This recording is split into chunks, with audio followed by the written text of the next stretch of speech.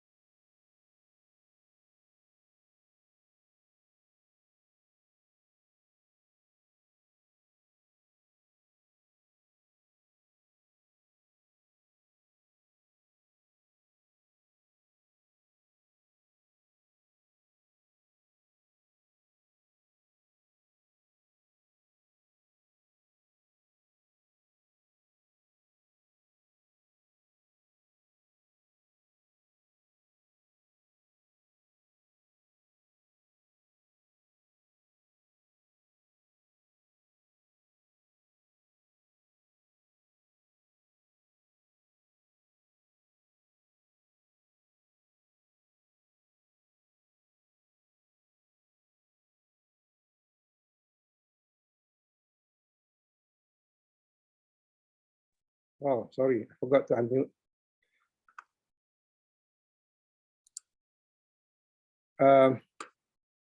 Okay, good morning, everyone. Welcome to I think this is the final session before we complete our journey throughout this webinar. Today, I'm going to focus on, I think this is something which I should touch on in the last session before I talk about the session today, actually. So I think the session that I'm supposed to talk about today has been touched earlier. And for today, I'm going to focus more on two issues. That is, before you start reporting your results and discussion, your analysis has to be valid, right? Before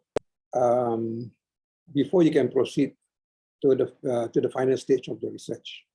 And I noticed that quite a number of,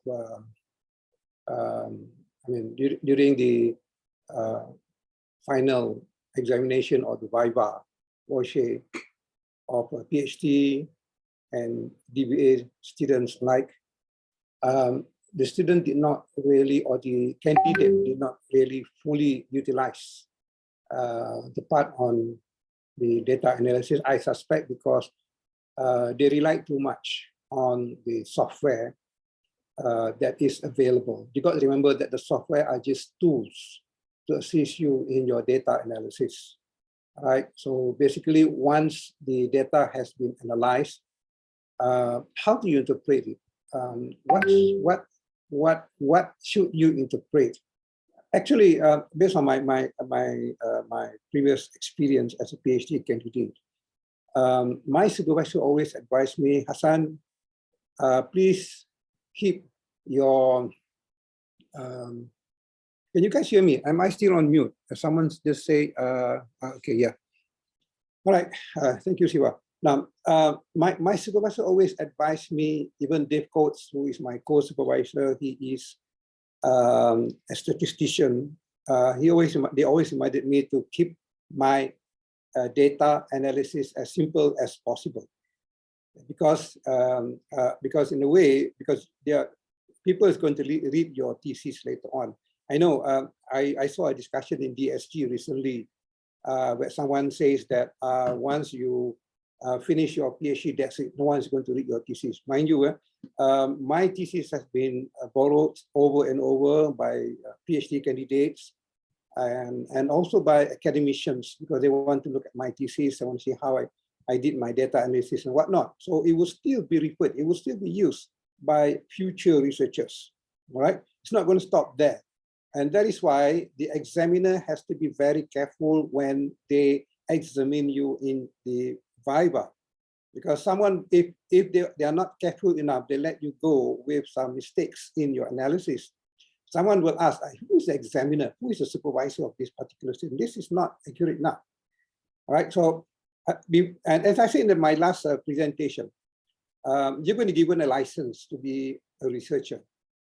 And in order to be given that license, you have to prove to the examiner that you are entitled for that license, right, to be a researcher. So I think, as I said earlier, try to keep it simple, right? But at the same time, it really achieves your research question and your objective, right? I know some students, as I said in my previous presentation, I've asked a few students in the Viva before, why are you using PLS, SEM and whatnot? Oh, because it's a common thing.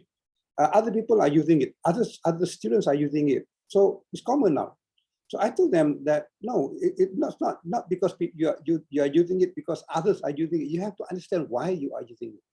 So I will pose the next question: can you achieve what you want to achieve without using those tools, right? And sometimes they will say no, right? Or sometimes they will say yes.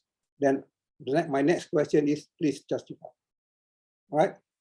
My issue is not to question PLS or SAM, but my issue is that when you use it, make sure you understand why you use it in your data analysis, right? Okay, now let me share my slides first. I just came up from another Zoom meeting, so it's a bit in a rush. That Zoom meeting started at 7:30 in the morning. It was supposed to last 11 o'clock, so I had to ask permission to join this session.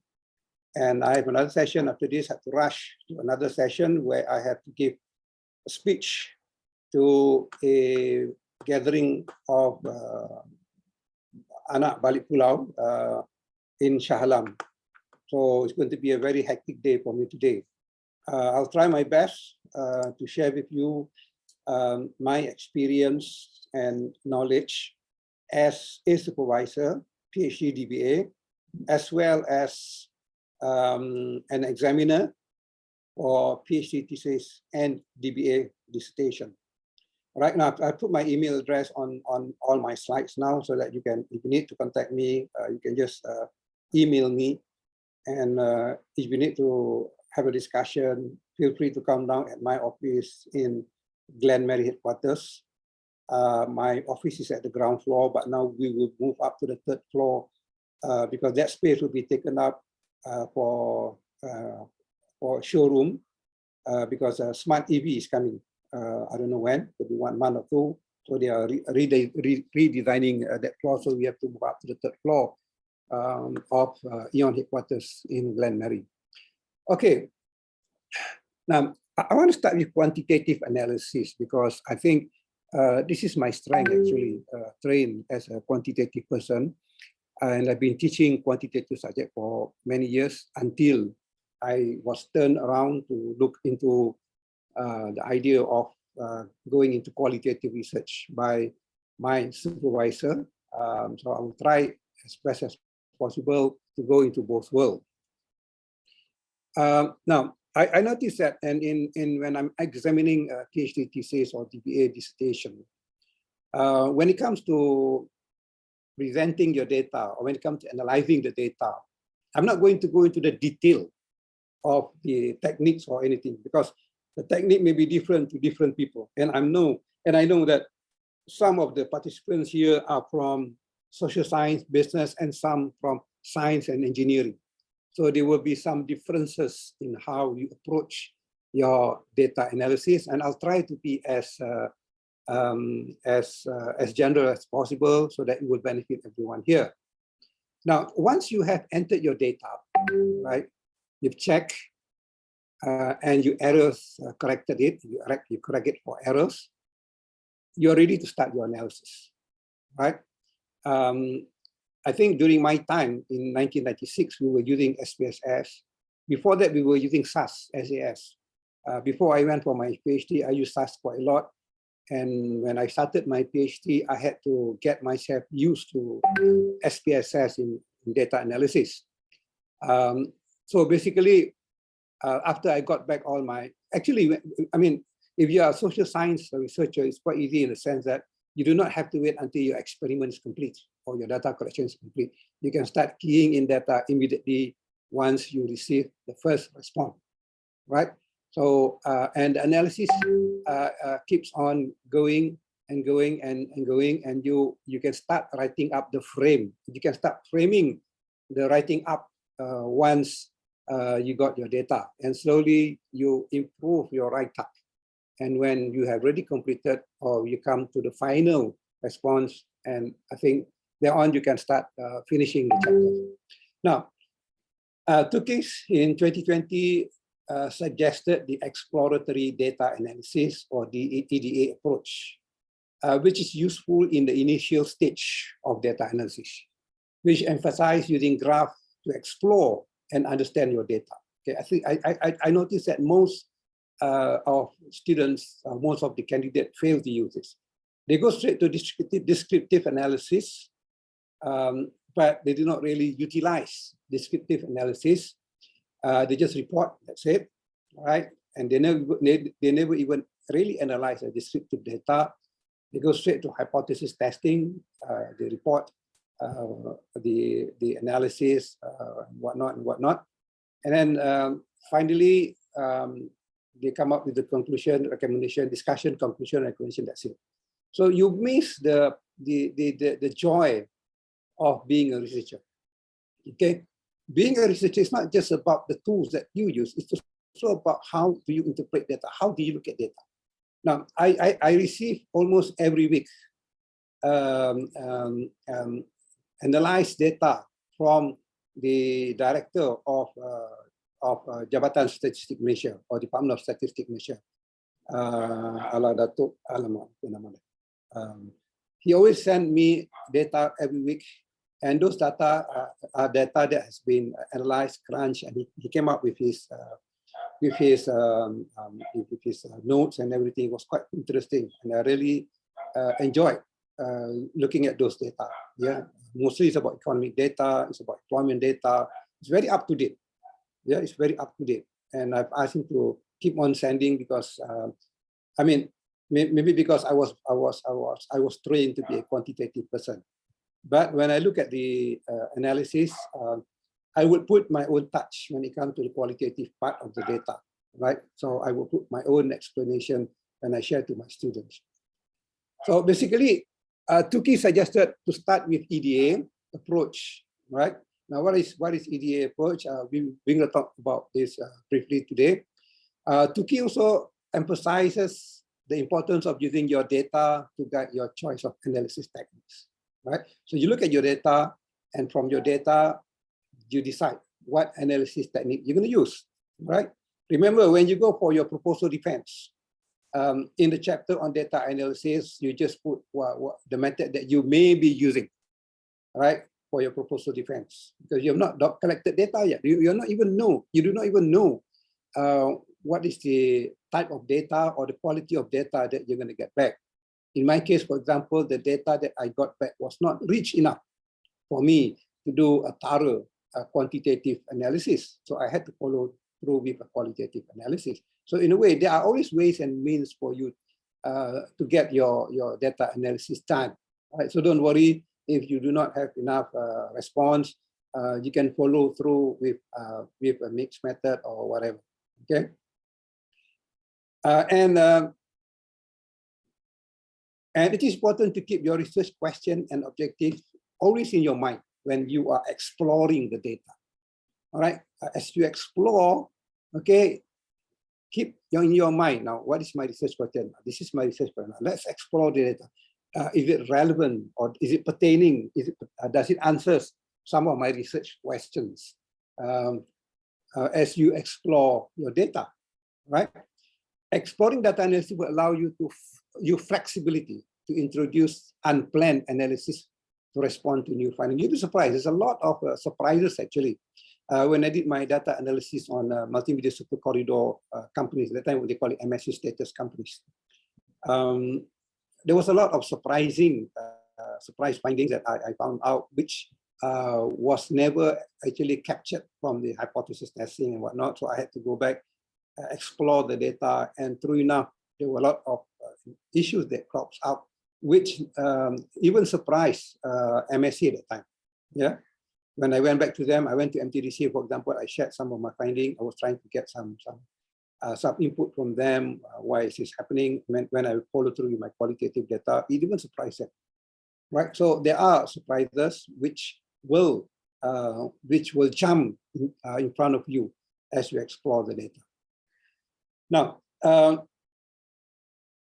it therefore formalizes the common practice of looking for other relationship in data, which your research was not initially designed to test.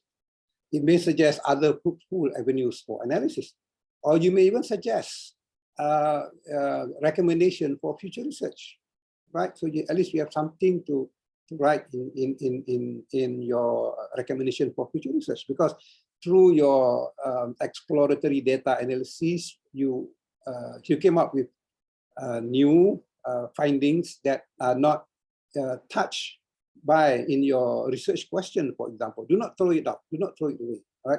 Even in your data analysis, if you found out that some of the finding is not relevant, relevant in the sense that it's not covered by your objective or research question, do not throw away that finding. Keep it. You can use it for your publication later on, right? I understand that in one discussion in doctorate support group, someone says that after Viva, after doing his correction, he wants to add new things into it. And many advise him not to. I agree with that, right? In the sense that your idea is when you go for your Viva is to get your PhD. You want to pass the Viva and get your PhD. So once you got your PhD, if you are required to do a minor correction, do the minor correction first, based on the report given by the examiner. Okay, don't try to be a smart aleck and try to add in more things and whatnot. Don't go overboard, because your examiner, sometimes the internet examiner will have to recheck your correction, and he or she found out that you did more than you're supposed to.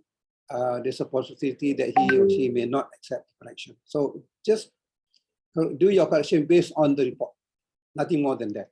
And once you got your DR title, whatever findings you want to add in later, you can add in through your publication.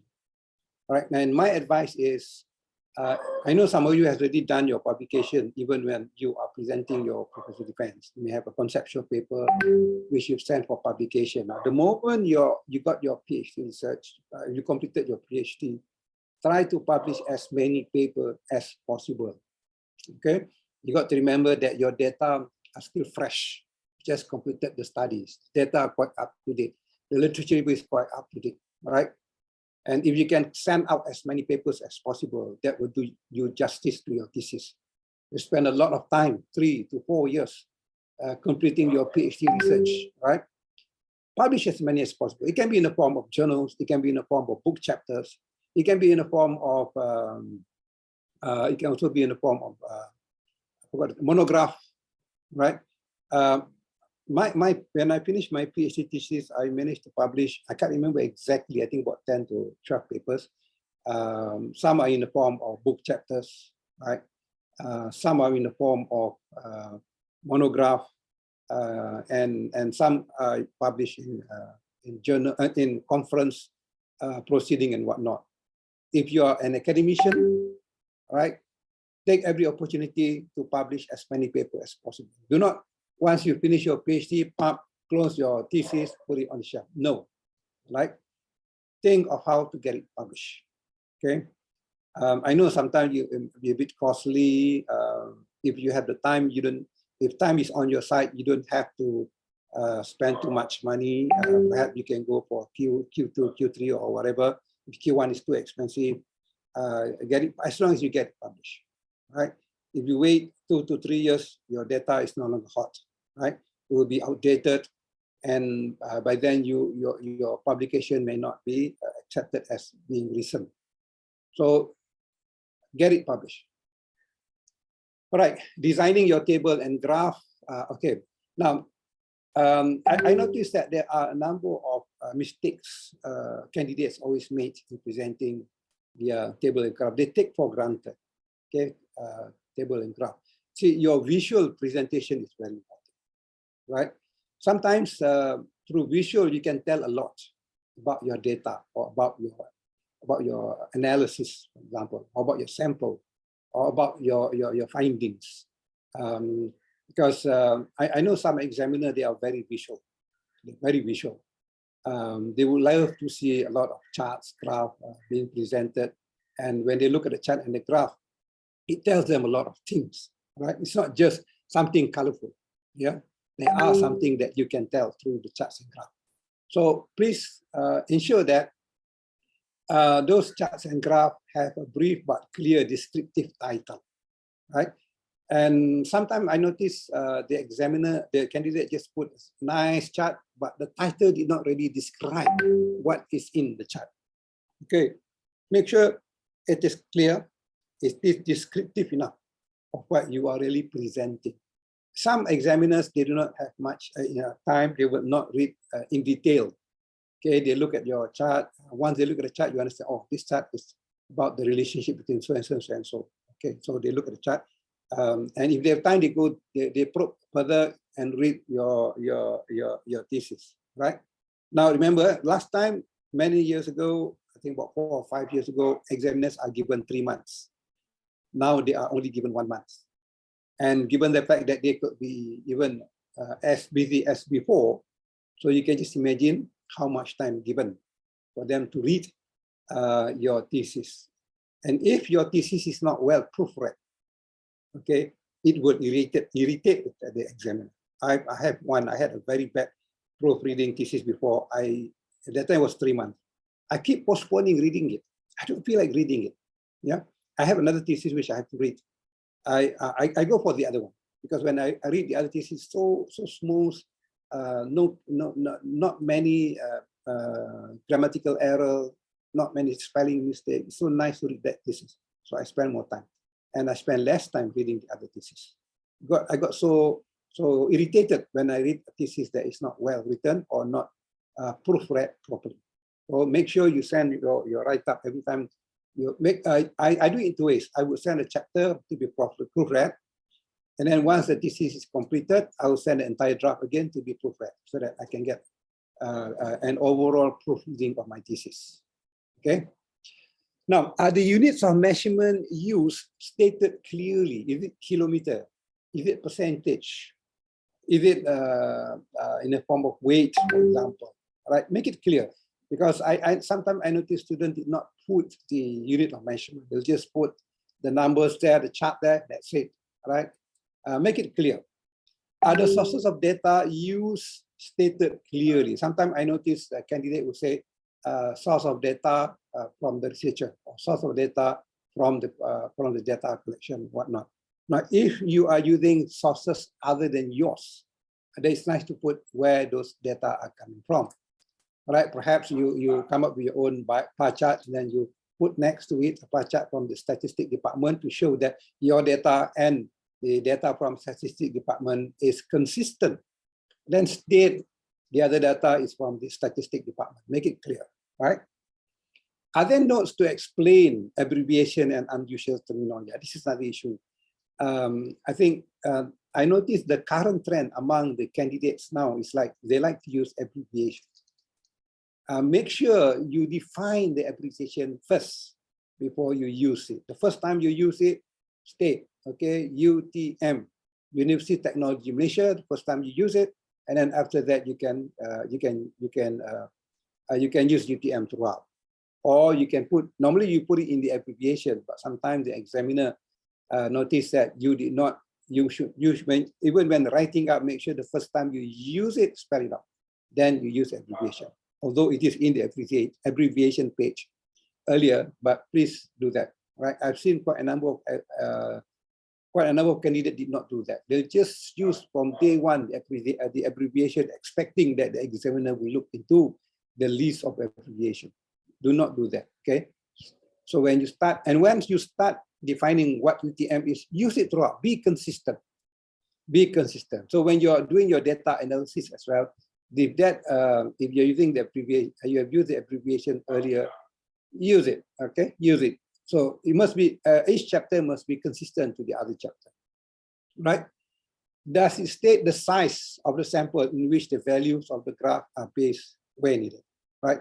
If required, please include the sample size, right? If there is a need for you to put it there, because sometimes the examiner may be wondering, what is the sample size? And you have to start flipping pages to look for the sample size. Then it's going to be a bit difficult. For example, when you talk about distribution of your data, you may want to put the sample size in beneath the table, for example, to assist the examiner, so that the examiner do not have to flip pages to search for the sample size. Help him, okay? Because you got to remember the examiners are now given only 1 month. They also have other theses to write, to read. They are also supervising research. They have research to conduct.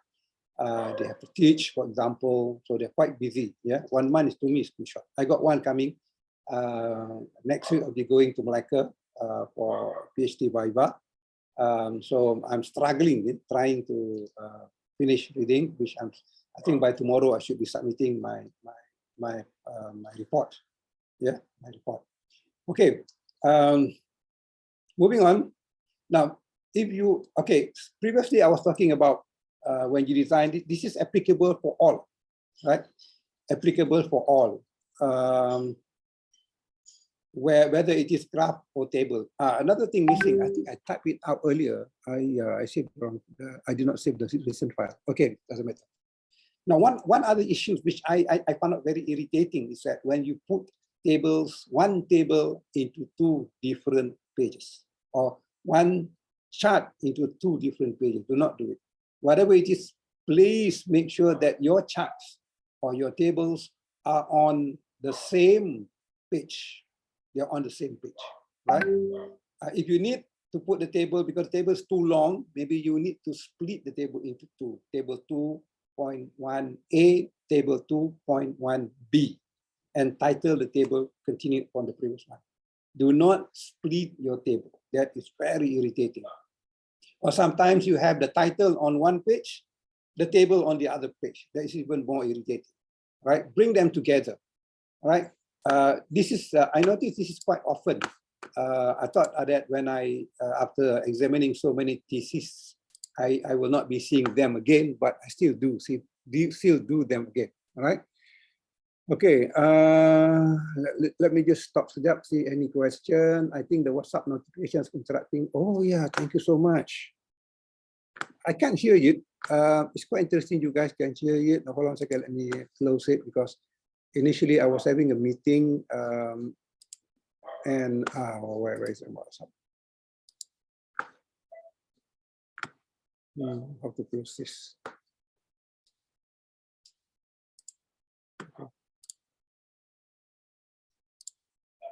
All right, let's go back to our presentation. God, this is.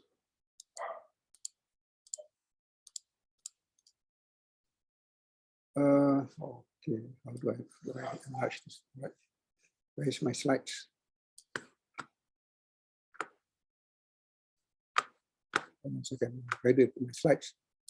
I'm not used to using Zoom because I'm so used to using.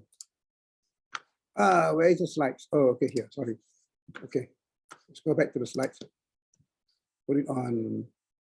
Before that, let me see whether there are any questions. Prof, you normally transform our RQ into the questionnaire for survey, which we leverage on Google Question or SurveyMonkey to send out the target to the targeted respondent. Respondent data collected then is used for analysis and interpretation. The challenge is the data analysis. There are times we are not sure with our analysis. Okay, good. I get to that. Let me see all the questions first.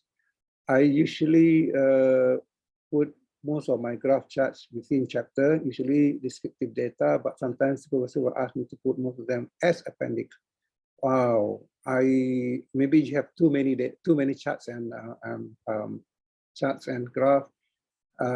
Normally, if you feel that it is related to your research question, I would suggest you put it in your thesis. If it is not directly related, then you may want to put them in the appendix. In terms of publication, what types of paper publication I focus, since I have not set for DRP yet. If you have not set for your DRP research proposal, you can come up with a conceptual paper. For example, you may want to test whether your model is not to say accurate, yeah, is acceptable or viable. You may either you present it in a conference or you just publish it as in a journal and see what input do you get back on your framework. All right, that's called a conceptual paper. I do see a lot of my PhD students did that, and they do get some response coming in. They do receive some emails commenting on their research models, which is good actually. And because they can, some are coming in from some professors from another universities who are giving the input on the model that they use based on their publication, and they make amendment, they improve it further after discussing with me. So it's good to publish some conceptual paper. Okay, I'll get back to the other question later. Let us move on. See. Okay. Put it on slideshow. All right. Okay, good. Now, let's move on a bit. Now, for graph, for example, previously we talked about table and graph. It's applicable for all. As I said, the label for your chart and graph must always be on the same page. Do not put them on a separate page. It's very irritating. And when you are discussing about the chart or the table, make sure your discussion is close as possible to the chart or the table. I've seen theses where chart is on page 34, but discussion is on page 40, right? And from page 40, they refer to that table, which is 6 pages behind. Don't do that, right? Make sure the discussion is either the next page or very close to the table of chart or graph, okay? Now, for graph, does it have a clear labels? Okay, does your graph has a clear axis label? I've seen candidate, they just put the labels there, they just put the chart, they never label it. What's the x-axis for? What is the y-axis for? Okay, are bars and their components on the same logical sequence, right? So basically, especially you're using bar chart or whatever, make sure they're in logical sequence. Is more dense shading used for smaller areas. If you're using smaller areas, is your shading that dense to the extent that the reader will be able to see it clearly? Have you avoided misrepresenting or distorting the data? Okay, some examiners are very sharp. Okay, they can pick up your data, and you know that you have distorted your data intentionally or unintentionally, right? Include the legend or key where necessary, so that it will define what the chart and tables are for, normally in the form of colors. If you're using Excel, you can include that in. The graph and tables are in the same page, that as I mentioned earlier, right? Make sure that you do not split the table of the graph. I've seen cases where students put tables in 3 different pages, right? Split it then into 3 different pages with one title in the first page. Very irritating. If possible, break them into 3 different tables, all right, and give them continuous title. Like I said earlier, table 2.1a, 2.1b, 2.1c, all right? So we know that this is a continuation of the previous table. It looks nicer that way, okay? Same thing, title must be on the same page as the table or the chart. Sometimes when you do formatting, it will sort of like the tables formatting will also move. Okay, so make sure you do a proper proofreading check page by page before you submit your final dissertation or before you submit for examination. This is very important. Maybe you've sent it for proofreading, and then you realize that, oh, I got one page where the title is on different page. You try to adjust it, and everything is affected. So make sure you check it over and over again. Before you, this is part of the training actually. I think after I finished my PhD, I became a consultant, I became a researcher. The PhD training provided me with enough knowledge and experience to be a good researcher and also a consultant, in a way that I'm very thorough when I prepare my report. Okay, I may have my research assistant helping me out to prepare the report, but after they have write it up, I will go through page by page and I will look at details, because I do not want my client to be disappointed. Okay, you want your client to give you more projects in future. You must make sure that you come up with a great report. I remembered my first consultancy project when I finished my PhD in fact, I got my scroll in 2002 in Malaysia. The Vice Chancellor of Lahore University came. We did at the commencement was at Renaissance Hotel in KL. There were about 30 something of us. Came all from Malaysia. There's one guy from Singapore who just got his PhD. It was very interesting. Not like the big convocation, but we like it because the Vice Chancellor flew all the way from the UK. They even brought all the rope from the UK. We had to rent it out, and it was very interesting. So when I finished my PhD, somehow or other, through my networking, I managed to secure my first consultancy project after PhD, which is a retail impact study with Tesco. And I'll make sure that I come up with a very good report, no spelling mistake, no errors, because my PhD training has prepared me for that. Right? I sent it for proofreading, and then I went to present the report at the Ministry of KPDN. And finally, I got my full payment from Tesco, and from that day onwards, I got more projects coming in. Okay, when Eon wants to open up a hypermarket, departmental store, they went to find out who can do the impact study. They got to know that I did for Tesco, and from that day onwards, all the hypermarket in Johor, I did all the impact study, including Giant, Tesco, Eon, and also I got some from cold storage, right?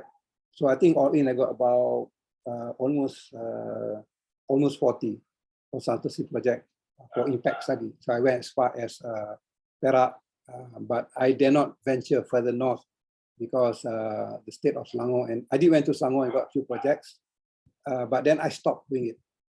I stopped doing it because I realized that when a hypermarket opened up, quite a number of smaller stores surrounding that area closed down, right? And I remember one of my students got chased with a parang by one of the respondents in Johor. I cannot tell you which part of Johor, because he was angry. Most of his other shops surrounding his shop closed when when Tesco opened, and when he got to know that Giant want to open up close by, he was so angry. But we never report to the police because we know what he went through. His business may be next, right? So that's the point. The training that you got. That's why I say before you can get that license to be a researcher, you have to go through this training, right? You may have issues with your supervisors. That is understandable. Your supervisor may ask you to put the chart in the appendix. That's normal. You see, when I started doing my consultancy project, I had to, when I presented to before I present to the ministry, I had to present to my client. The comment that I got, wow, I mean, people in the industry they can be nice. They can be very nice to you, or they can be very nasty in their comment, right? Even the comment that they make is even nastier than the examiner. But they are giving you the money. They're paying you. Of course, you have to adhere to whatever they want you to do, right? So finally, I learned that my PhD training has prepared me well for my not only research work but consultancy work, right? So make sure that the graph in tables are on the same page, the title are on the same page at the chart. This may look small to you, but in a way it is very important because it creates an impression on the examiner. The first impression.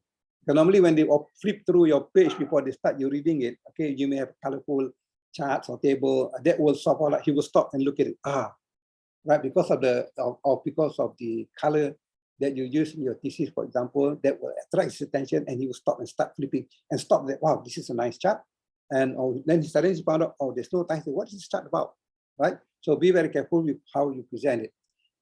And then designing your, continue on. For tables, for example, does it have a clear column and row heading? Are column and rows in logical sequence? Right? Are numbers in columns, right, justified, right? So depend. If you want to use center justified, make sure center justified. You must be consistent. The key thing about writing up your thesis or your dissertation is consistency. Make sure all your charts are consistent. Whether you use right, left, or center justified, If you use center justified, make sure all are center justified. Consistency is very important in writing up even your proposal as well as your thesis when you are presenting your data. Now, it is best to begin exploring by looking at individual variables and their components. This is how you get yourself started when you want to do a data analysis. Don't just jump straight to hypothesis testing and you want to rush and answer your research question. Remember, you are a researcher, you're doing research. You will also like to look at the data that you have collected is quite rich. It will tell you many things and things you may never know. This analysis may be helpful for you when you do the conclusion and recommendation part. It will assist you there. So make full use of your data, all right? Look into it, understand your data, all right? Because I've seen a number of PhD viva where some examiners are quite sharp. They will ask questions, hey, you have a very rich data that you have collected. Why didn't you look at this part of your result? Why didn't you analyze the details that you have got from this particular research? Because I noticed the candidate was hurrying to get to the hypothesis testing and get over with. Take your time, right? Some people say that if the viva is short, you're good. Not necessary, right? If your viva is too long, you may have trouble. Not necessary, because sometimes the examiner is very much interested in your research, and they want to learn a lot from you, or they also would like to contribute and make your research even better. Now, I had last week a friend of mine. He is one of the examiner. He told me how he examined a thesis for 3 hours, but that candidate only had to do a very minor correction. So I asked him, why 3 hours?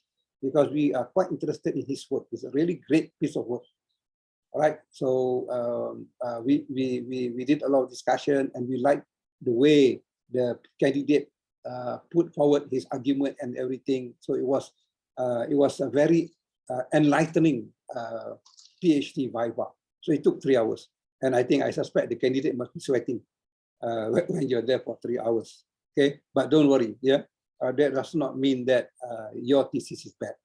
Okay, sometimes when they enjoy reading your thesis, they enjoy going through your thesis, they enjoy having that quality time with you during the viva. Sometimes it means good things. Okay, take it positively. So you begin by exploring the key aspect that you may need to consider will be guided by your research question. So always put your research question and objective in front of you as you look at the data, okay? And are likely to look for single variable. Now, Koselin suggests start looking at single variable, okay? Now, normally when we do our analysis, we go straight to the relationship, but we never look at the variable itself, right? Specific amount represented by individual values, for example. In my case, for example, I was looking at growth data, and I found out that it was difficult to get growth data because you got to have at least three years of sales data, right? For 3 to 4 years, and not many, especially to new companies. They may have only 2 years of data, which is very difficult for you to determine the growth rate, right? So as you evaluate the amount of information that you get from the growth, then you realize that there's something that you may have missed out in your research, right? You may be looking at growth in terms of employee, number of employee, and also sales turnover. And then you miss that there are other variables that can also be used as an indicator of growth, which was not actually touched by the literature review. This can be a good contribution of my thesis or dissertation, right? And then you look at specific, okay, and then the relative amount, such as the highest, lowest value, compare that. Okay, analyze them. It's okay to do that. Take one variable, look at the highest, lowest value. What are the trends in the data values? Are they indicating something? All right. For example, when I took the growth data, I plot the chart and I can see that it is indicating towards something, for example. So I can start talking about growth per se before I go into the relationship of my variables. Okay. What are the trends in the data values? Is it indicating towards something, for example? And look at the proportion and percentage of data values. What percent is on high growth? What percent is on the low growth? Okay, and look at the distribution of data values. Are they normally distributed? If they are not, are they basically skewed to the left or to the right? If they're skewed, don't just throw away your data. No, I want to make it normal. If they are skewed, then there is an explanation why the data are skewed, right? Could it be because of your sample, or could it be because of that is the trend in the industry? Yeah. So these are the things that I think you have to look at as you perform your analysis. I know to some people the exploratory part is not important, because they want to hurriedly go into the hypothesis testing and answer the research question immediately, but you miss the part, the joy of becoming a researcher. All right, you have collected great, interesting data, and yet you did not fully utilize it. I know some people say, oh, I think I'll just leave this. Once I finish my PhD, I will go through it again and publish a paper. But once you finish your PhD, you started working, you have class to teach, you have research to do. To tell the truth, you won't have that much time to reanalyze your data. Okay, so once you have the opportunity, do it, right? Do it and just get it published when you have finished your correction or your data analysis. Okay, all right, moving on. Well, let me just look at some of the question again. There's none coming from Q&A, no open question, good. For a certificate, how can we pay 100 ringgit? Is there an alternative? I mailed several times, but I didn't get any response. Thank you. For a certificate, I don't understand. How can we pay 100 RM? Certificate, can you, Muhammad Jaina, can you just be a little bit detailed what do you mean by for a certificate? I see sounds lovely, thank you. Sorry, sounds lovely. I would like to show trend from the data collected. What is the time period in years good enough to show trend? All right, as long as it is recent, normally 3 to 5 years is good enough. Yeah, don't make it too long because you don't have enough time. Go for 3 to 5 years. In terms of publication, what type of paper publication should I focus? As I said earlier, if you go for conceptual framework, you see, when I was in UNITA, I suggested that the first paper for our DBA student need not be in any Q1 journal, because I want them to get the feeling of getting their paper published, right? I know some of my DBA students from UNITA is here. In fact, I told them that just get yourself published, get the feel of it, right? Even though it's not a Q1, Q2 journal, get the feel of it so that you, once you got your paper published, the feeling, the elated feeling, the joy of getting published is difficult to explain. Yeah, when I got my first paper published, it was so, I don't know how to explain it. All right, it really motivates me. Okay, at that time there was no issue on Q1, Q2. When I came back to UTM, they started to focus on high impact journal. All right, and it was now they call it WAS. Last time they called it impact factor journal and whatnot. I remember my promotion exercise for my professorship was delayed by 1 year because I was short of 1 impact factor. All right, so I managed to get the paper published in 3 months. After that, the university immediately promoted me for my professorship. Okay, just 1 impact factor. I'm lacking short of 1 impact factor. So basically, if you are an academician, it's good for you to start thinking publishing early, right? I usually put, okay, normally transform, okay, I think challenges that there are times you are not sure with our analysis. I think this is the fact that sometimes when I did my analysis, I start to compare with other researchers, other works, what other people have done, and I also compare with the industry data, right? Industry data, for example, in my sample, based on my sample, the growth rate of high-tech SMEs in Malaysia, based on my sample, I got this. Then I started looking for, what is the industry data? Oh, okay, I'm not far. Okay, basically, I'm following the trend, or I'm quite close. So I in my write-up, I will mention that comparing with the industry data, which came from MITI, I'm very sure that You see, when I wrote my PhD thesis, I used quite a lot of the word I, because my supervisor allows me and the university allows, but not too many. Yeah, but not too many, not too often. So now you have to use the researcher field. But by the time you look at my thesis, the word I is there, but not too much. My supervisor told me to use it, but discreetly. Okay. So there are times when you're not sure with analysis. That's, as I said earlier, you have to support with sometimes literatures, you have to support with other researchers' findings and also with the industry findings. Okay, I will close my WhatsApp. Okay, thank you so much. Now let's move on. Muhammad Jainal, can you put a note there? What do you mean by certificate? I cannot figure out. How can we pay 100 ringgit for what certificate? Is there any alternative? I've emailed several times, but didn't get. Oh, I see what you mean. Okay, you are talking about the webinar certificate. I think Dr. The organizer will look into it. Please look into it. Yes. Dr. Prof. May is here. Okay, please look into it. Hopefully we can get it out. Okay, let me move on further. We are still at quantitative analysis. Let's just take this one off. Okay.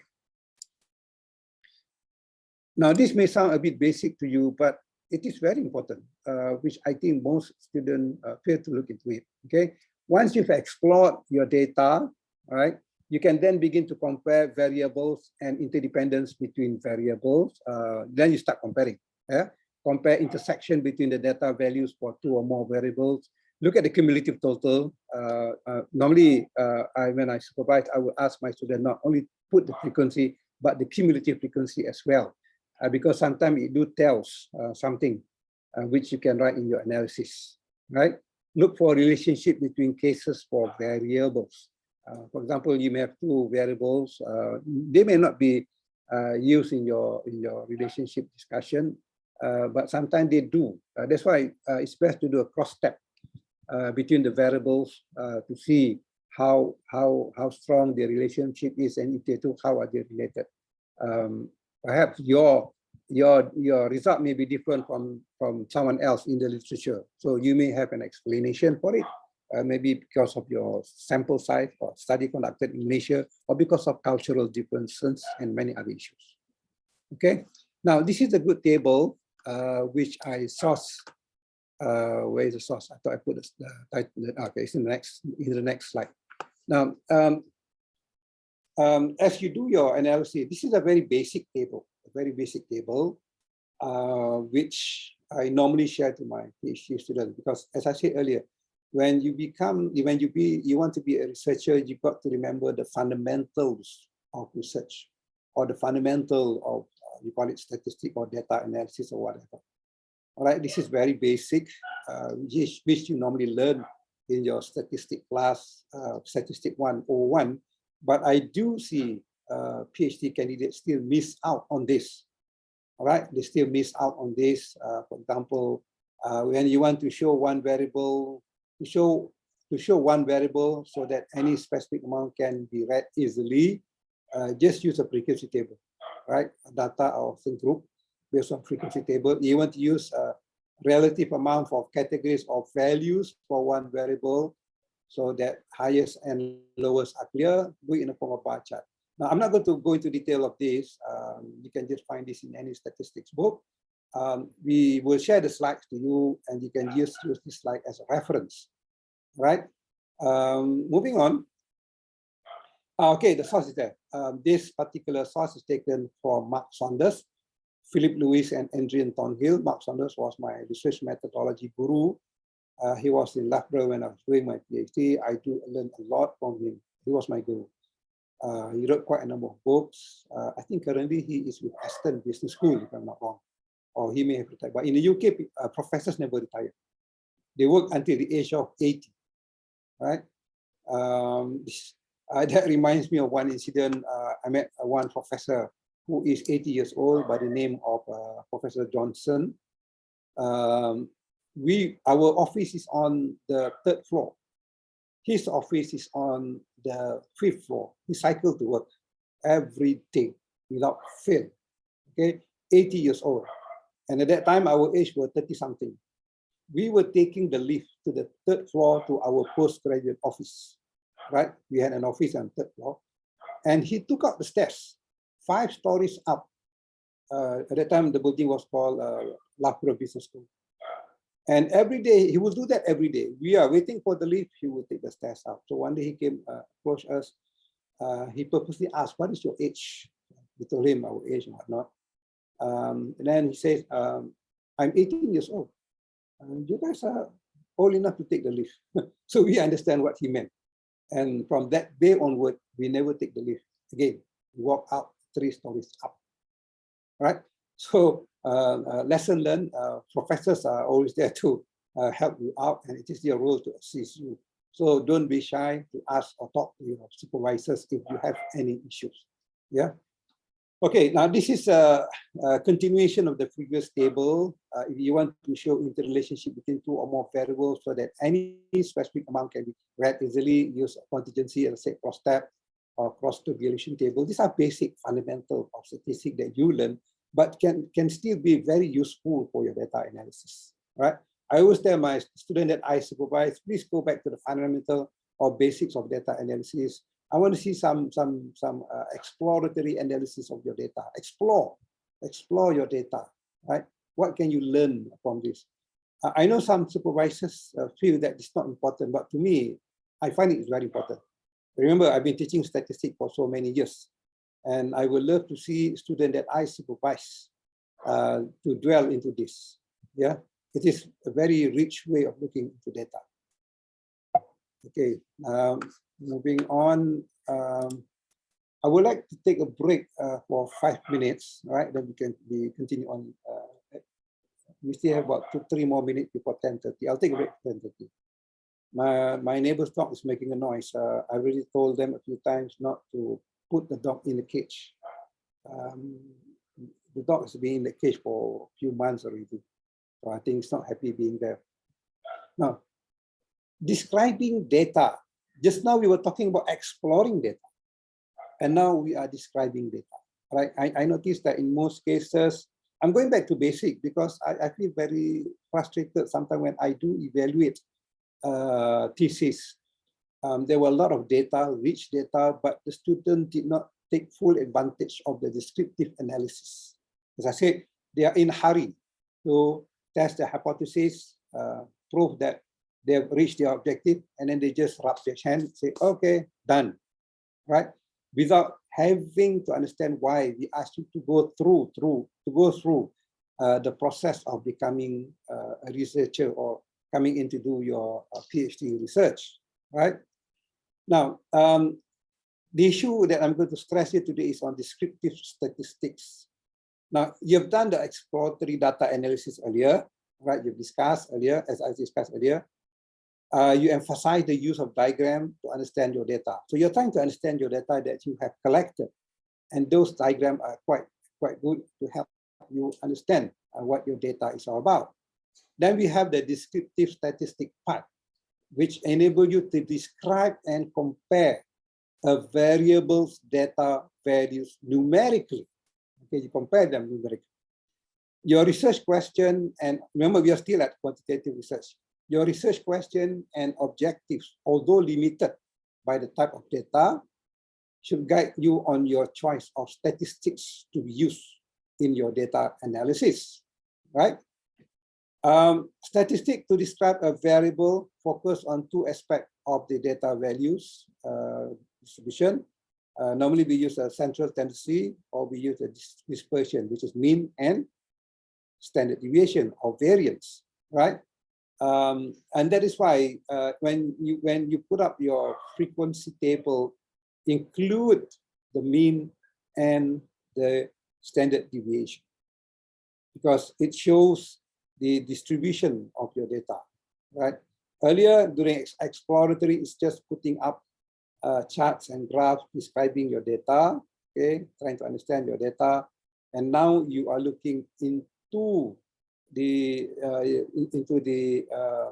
you're looking into trying to describe the data based on the numerical values of the data, right? So as you can see, I've already put up a table. I think it's from the same source as well, which describes methods that can be used, right? For example, central tendency, which is mean, or you can use mode, for example, mean, median, mode, or you can have trim, mean, or you can look at dispersion, you can look at range, you can use interquartile range, decile, percentile, or variance or whatnot. So it depends on your needs as well as the type of data, right? Now let's take 5 minutes break. When we come back, I'll go over the basic of quantitative analysis. Remember, I'm not going to the detailed technical part of it. Okay, those will be things that you really depend on your type of data. A lot of you here are basically from social science, so I'll try not to go into the technical detail of it. Okay, so take 5-minute break. We continue in about 5 minutes from now. So go and have some coffee. If you don't have breakfast, go and make some coffee and come back to continue.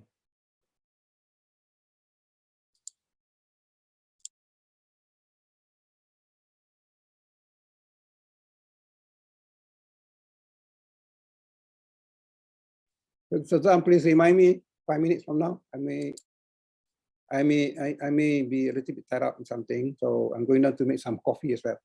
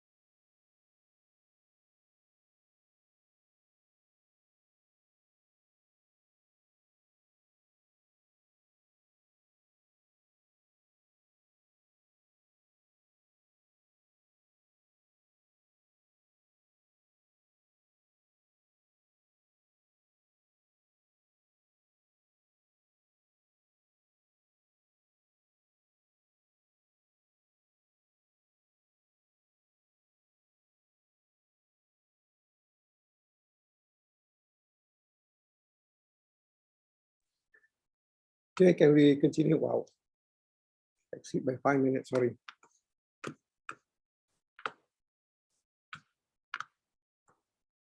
Let's see whether there's any question.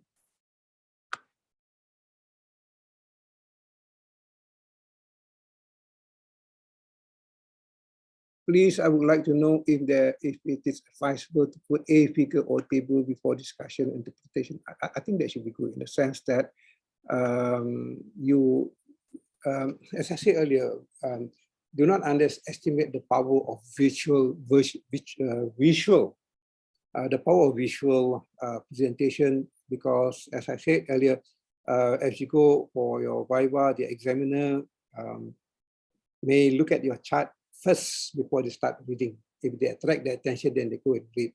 So your visual is very important. It do tells a lot and attract the examiner. Okay. Text first or graph first? Very interesting.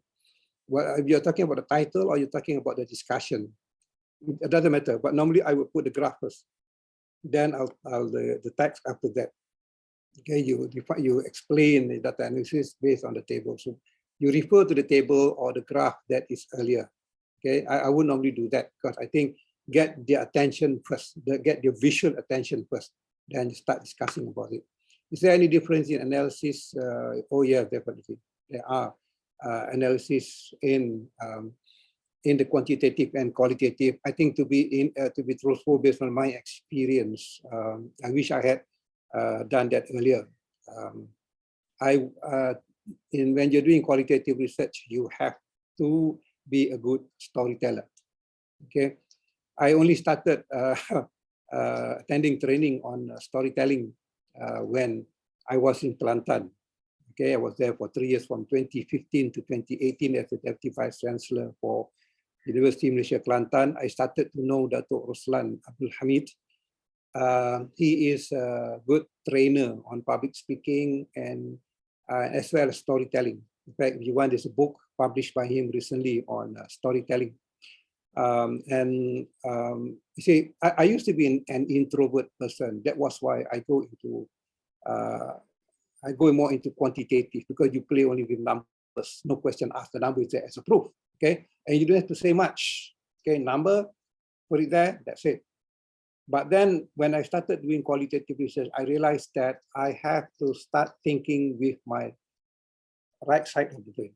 If you are a number person, you tend to use a lot of your left side of the brain. So when I started moving into qualitative, I noticed that I started to move from being an introvert to a more extrovert person. I become more confident to speak out. Okay, teaching statistics or teaching mathematics is easy. You blah blah blah blah blah blah, but you stop. That's it, right? But when you start thinking, for example, for the first time, I'm teaching organizational behavior this semester for the MBA student. Interesting enough, I've never taught organizational behavior, but I do learn a lot in the sense that I can relate to my experience. So when I go to the MBA class, I don't teach. I facilitate learning between the students and the student and me and the student. So I share all my experience with private and public university on how pertaining to organizational behavior. Okay, so I noticed that the training that I got from the PhD process do train me to become not only a researcher, but also it gives me more confidence, give me more confidence to speak out, to say things, and also, as I said, somehow or other you become a good storyteller, right? Okay, is there any difference? Yeah, there is. Okay, let's go to the slides. Where is it? Share screen, go back to the slides again.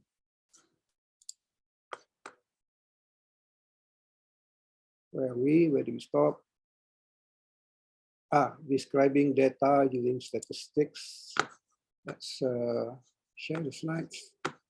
I do see quite a number of someone who has completed their PhD also in the group. It's quite welcoming to see you guys. Please, since you have gone through, you have passed your Viva, please do share in this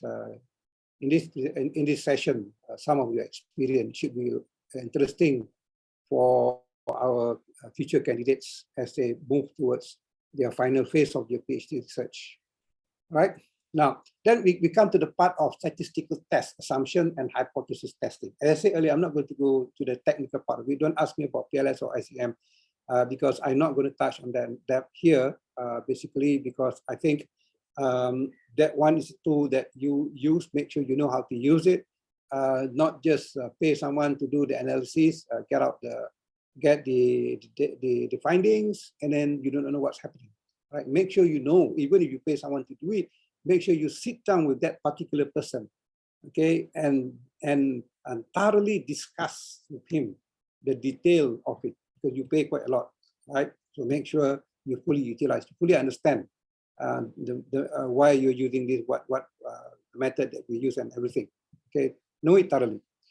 Now, the suitability of two main group of statistics tests, non-parametric and parametric. This is the first question that you ought to ask yourself when you collect data.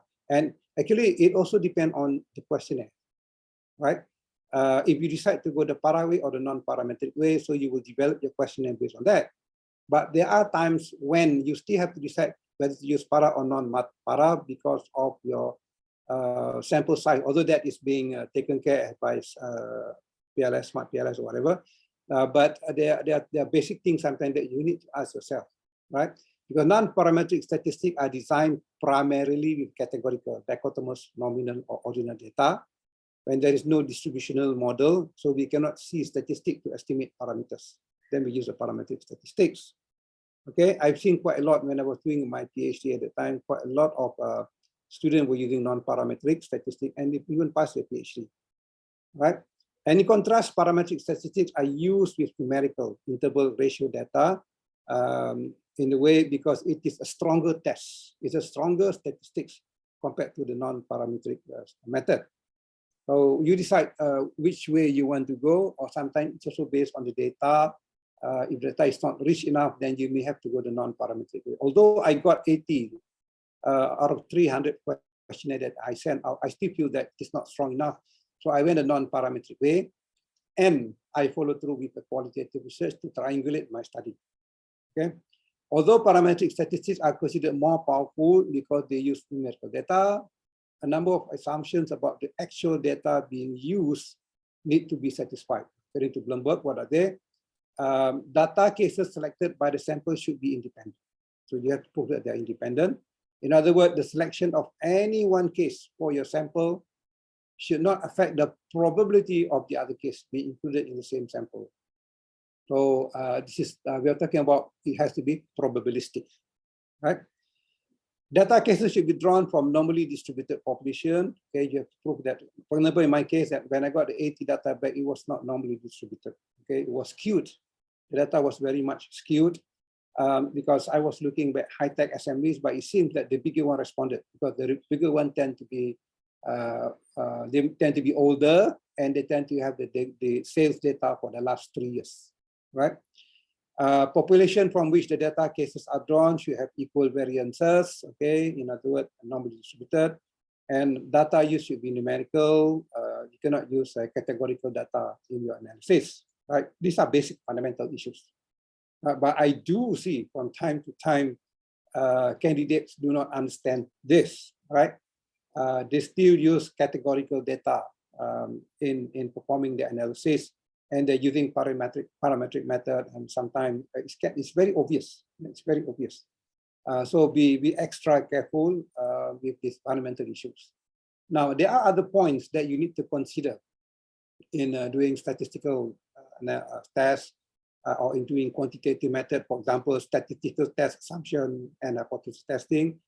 A hypothesis is a tentative, usually testable, and an explanation that there is an association. You should be able, the hypothesis should be able to explain that there is a relationship or an association between two variables, or there's a different or relationship between two or more variables, right?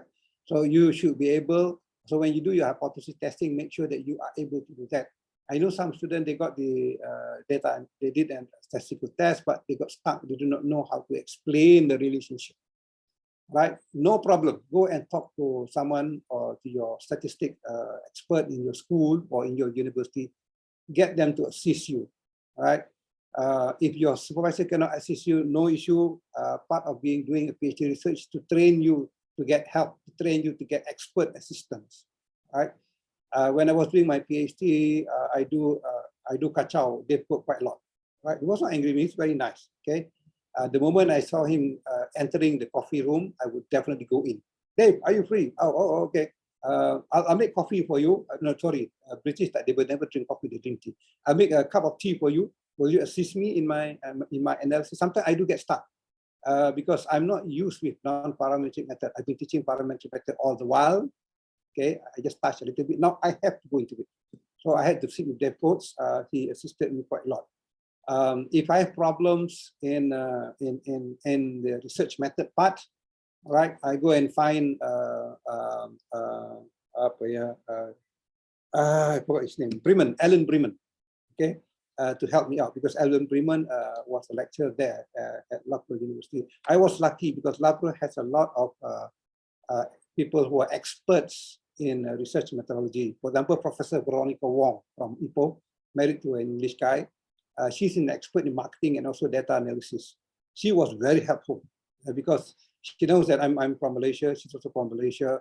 So we do spend a lot of time going through my thesis on my data analysis. Yeah, she helped me to interpret and do the analysis part. So get help, right? Don't be shy. Get help. Remember, you are paying enormous amount of fees to do your PhD research. Go and get help. Find out from your supervisor who are the experts in marketing. I would like to get something from marketing. Go. Okay, I think they are more than ready. But I know some supervisors, some lecturers can be a little bit difficult. They may ask you, hey, why don't you ask your supervisor to appoint me as a post-supervisor so I can help you more? That depends. Right? You may need to ask your supervisor. But do ask. That's part of your training as a PhD student, is to inquire, do a lot of questioning. That's why you have the research question. Right? Research question. Normally you start with your research with a research question because you start with an inquiry mind. Okay, so do ask a lot of questions as you analyze your data. Why? Why? Why? Why not? Why? Why not? Right? Is this right? Is this not right? Okay, what should I do? So there's a lot of things that you need to do. It's not just sitting down and doing the analysis. Right? Most of the time, it trains you to have a critical mind. Right? I'm surprised when I do see my students and when I ask them to do, especially my former DBA, sorry, I know you are here today. When I ask you to do a critical review of articles, I do see some are not there yet. So part of the training that you went through is how to have that critical thinking, critical mind. Maybe because of our education system, perhaps did not produce students who are critical enough. I do not know. But when you started doing your PhD research, you must have that critical mind. You've got to ask a lot of questions as you analyze the data, right? And in other points you need to consider in quantitative analysis is examining association and differences. That means you test two variables that are independent or associated. If you're using categorical data, please do not use the word relationship. Normally, you call it association, right? If it is parametric data, then you use correlation or whatever. Okay, so you can use chi-square test to test whether two groups are different, or you can use rank data. So sometimes you have to do an analysis. You may, before you do your hypothesis testing, for example, you may want to look into some descriptive analysis of the data, trying to explain the relationship, trying to understand the issue. Or you may want to look at the strength of the relationship, correlation. You're doing correlation analysis, normally numerical data. You want to assess the strength of the cause and effect relationship between dependent and independent variables. This is called coefficient determination and multiple determination. Sometimes this, you can easily pick them out through tools, statistical tools that you use in your data analysis. And of course, sometimes you want to make prediction. So you need to predict the value of a variable from one or more variables. So you want to calculate what is the relationship like. You want to see the regression or multiple regression, right? I was lucky when I did my study last time. since it is non-parametric, so most of my study is based on bivariate analysis. There's no issue of multivariate, right? So I think it was quite easy for me in the sense that, and my analysis, my data analysis was quite simple, straightforward, because my supervisor focused more on the finding, on the results. He helped me to draft my conclusion and recommendation. It was a strong one, yeah, because he's from the industry, right? Sometimes I feel that I'm doing a DBA in my PhD research. Yeah, I'm doing a DBA instead of PhD because a lot of my finding focuses on the practical implication rather than the theoretical implication. So it's quite interesting, yeah. As by the time you finish your PhD research, you will become a changed person. Either you become someone who is experiencing permanent head damage. PhD, in my case, it was a permanent hair damage. My hair started to turn gray very fast as I did my PhD. All right, I managed to arrest them when I finished my PhD, started to slow down again. And one word of advice: as you do your data analysis or you doing your as you do your write-up, make sure you take good care of your health. Okay, do go for exercise, jogging, cycling, whatever. I noticed when I started jogging, during my PhD research, I do get a lot of good ideas coming in because your mind, as you jog, it becomes healthier, and you do get a lot of new input coming from your mind. You'll be surprised. Okay. All right. I think I've come to the end of the quantitative analysis. As I said, I don't go into the technical part of it. There's a lot of statistical book. There's a lot of training on the quantitative aspect of research that you can attend. So my idea is to give you a brief or a general overview. I think within 2 hours, you cannot go into the detail of it. Okay. Let me have a look at some of the chat. See whether you can find any question at the moment. Okay, I think I've responded to that. There is a difference. Prof, can you please clarify between quantitative and qualitative analysis result? Some folks say qualitative is better than quantitative method, and they say, I beg to differ because I've used both methods in my thesis. Both has its own strength, right? Both have its own strength, and no method is superior than the other. And if someone says that, I think they have to, because they do not understand both methods. Okay, to me, I've gone through both methods. I've used both methods in my research. Initially, I was very skeptical of qualitative because I'm a quantitative person. But the moment I use qualitative research, or I started doing qualitative research, a qualitative method in my PhD research, I realized that I do gain a lot.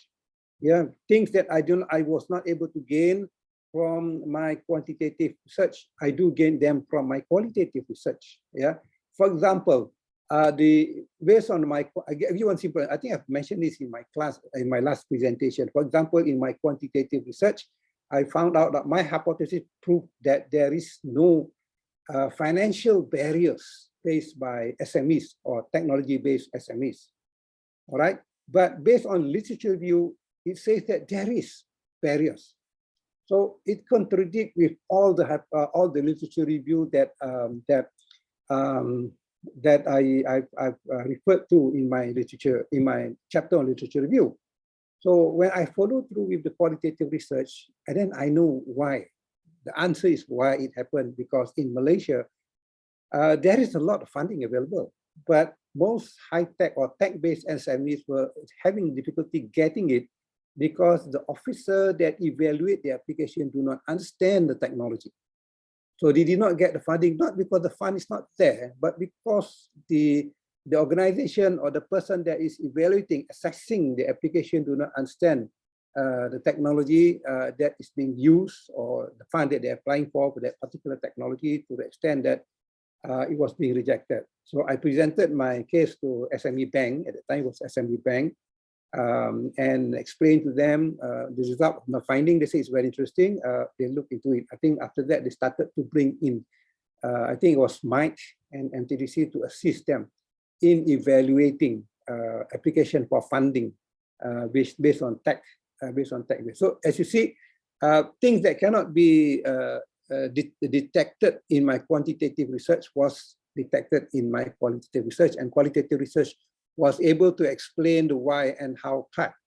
Okay, according to Yin, if you refer to Yin, you use qualitative method when you have questions to answer which is pertaining to the why and how. So this is something which the quantitative method cannot really dwell into deeper. So and moreover, through qualitative research, I was able to probe further. I can ask very detailed questions which I was not able to under quantitative method. So there is, I quite disagree if someone says that one method is superior than the other. No, both has its own strength and both are as helpful as each. And that is why I normally encourage my PhD students to use mixed method.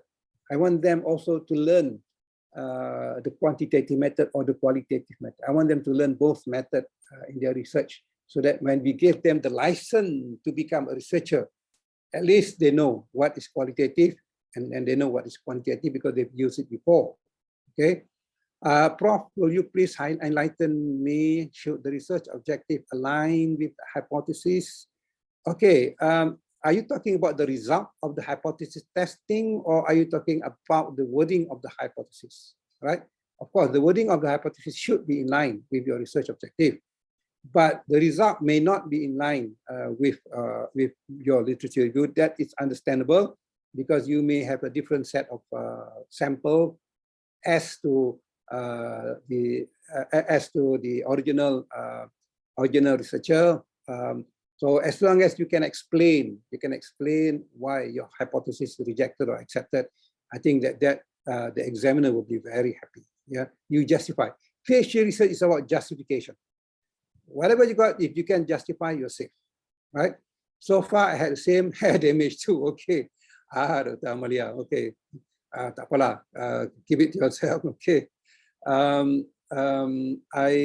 managed to arrest I managed to stop from my hair becoming gray while doing my PhD research. When I met my supervisor, he said, "Hassan, go and laugh a lot, enjoy." Yeah, that time there was no LOL, so he will put on, he will read my thesis and make comment. He said, "Have a lot of laugh." Okay, I think if he were to supervise me now, he would say LOL or something like that. Right? He made a lot of nasty comment, but then at the end of it, have a lot of laughter. Okay, so I find it difficult to laugh a lot when I got a lot of nasty comment coming from him. But when I met him, he said, "Don't worry, this is part of your training." Right? Prof, I always have issues on working on sampling numbers. Okay, don't worry about that. Sampling is an issue to almost everyone. I think the issue is whether you have the right sample and the right sample size. Okay. Now, this has been mind-boggling issues. I know some, if you go to SEM or PLS, it will help you to solve this problem.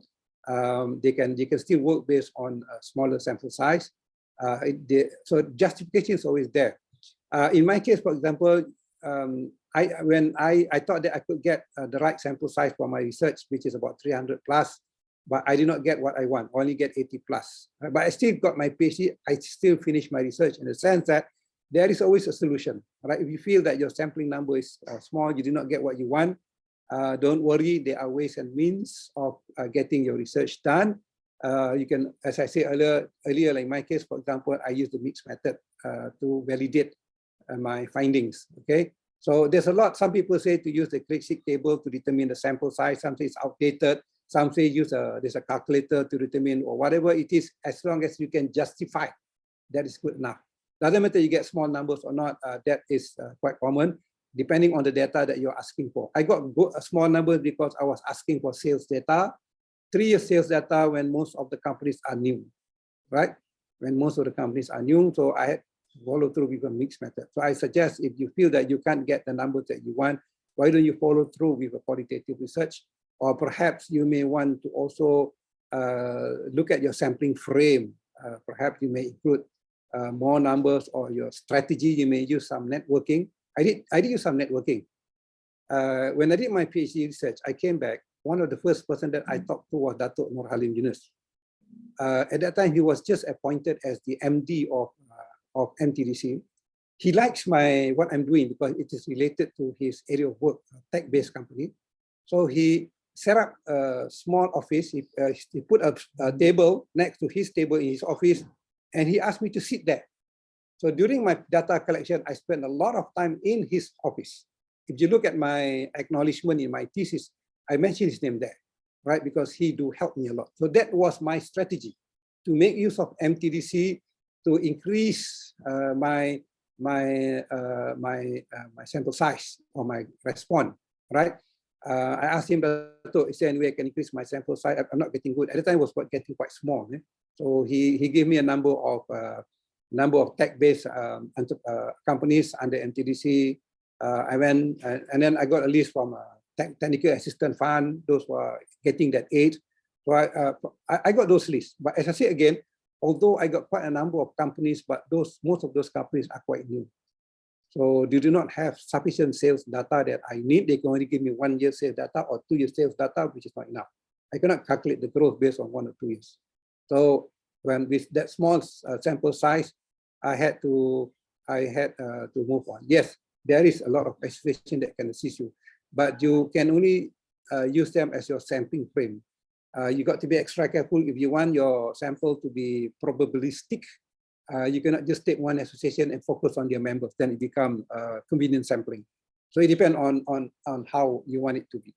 Try to be as probabilistic as possible. Okay, now I don't have much time, so I would like to go straight to qualitative analysis given the limited time that I have. I have about 25 minutes, but I got to stop for a few minutes for Q&A. So I'll just go through. Now, qualitative research. I'm sorry I got to put it in words form. It's a bit wordy because I don't have time actually to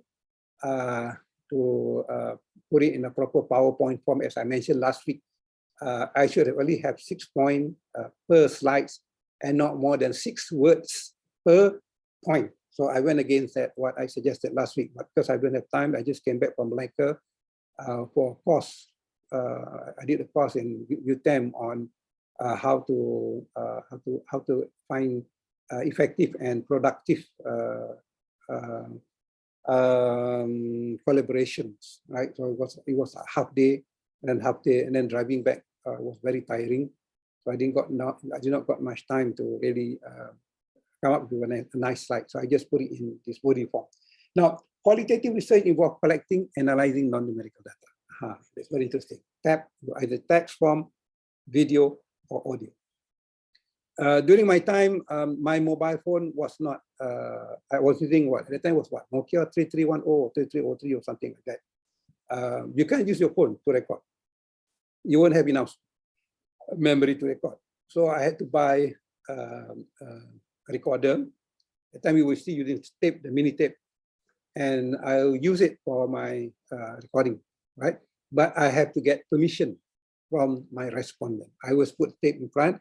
Ask them first, can I record this discussion? They say, oh yes, then I will put the tape in front, let him see. Okay, or do not hide.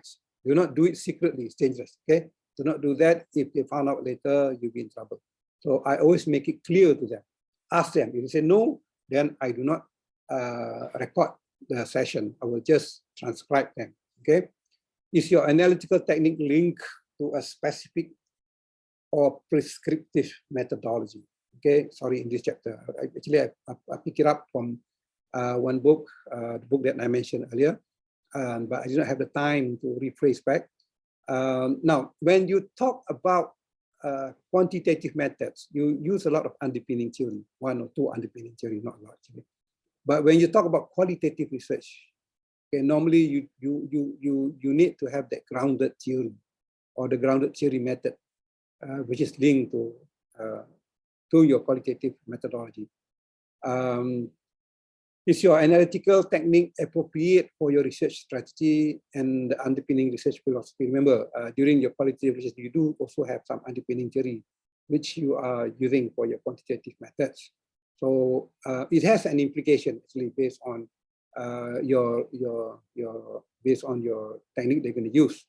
Is your analytical technique appropriate for your approach to theory development? Some qualitative analysis techniques are associated specifically with either deductive or inductive approach, while others maybe use more flexibly. So these are the things that you got to ask first before you proceed with a qualitative research, right?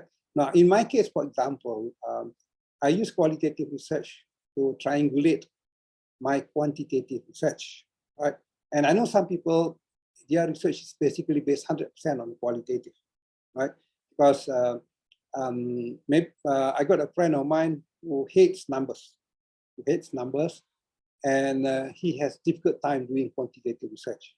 So he went around looking for a supervisor that will only supervise qualitative only methods. He found one, and he's got his PhD. He's very happy about it.